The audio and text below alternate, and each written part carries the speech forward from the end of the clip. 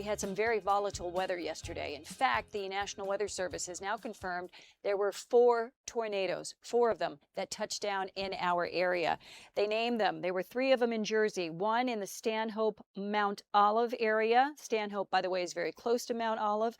Also in Roxbury, which is not too far either from Mount Olive, and then also in Pine Brook. And then here in New York, there was one that touched down from Purchase, and then it traveled all the way to Rybrook, which is not that far away from Purchase, but it did do some traveling there.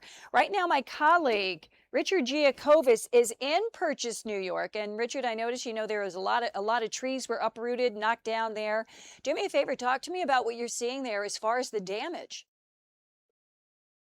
This was crazy damage, Linda. We've never really gone to a site that the National listed at where a potential tornado had gone through, or a tornado, an EF0 that moved through here yesterday afternoon. They say between 4:10 and 4:17 Eastern Time, 2 miles per hour.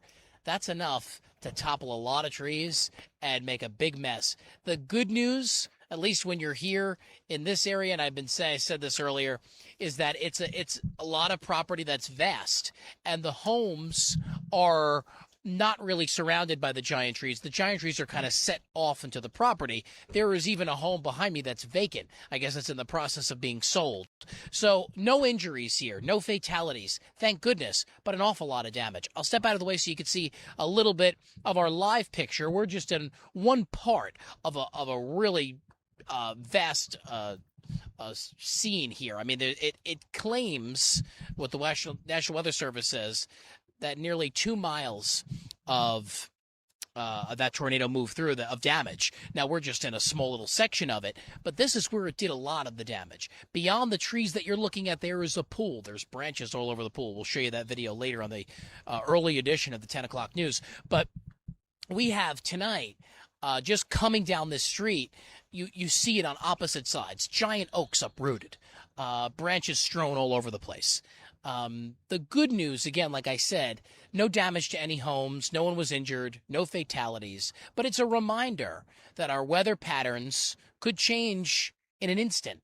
And we were warning people yesterday while I was standing along the Bronx River Parkway in White Plains, not too far from here, just a few miles, when this tornado touched down. And we were warning people throughout our newscasts and when we went up live yesterday that you were to take the storm seriously, and you don't take it for granted, and don't go outside for this very reason. Now, this tornado happened to touch down in a fairly remote area. Purchase is not where you have homes one after the other or where power lines are overhead. They happen to be underground in this community.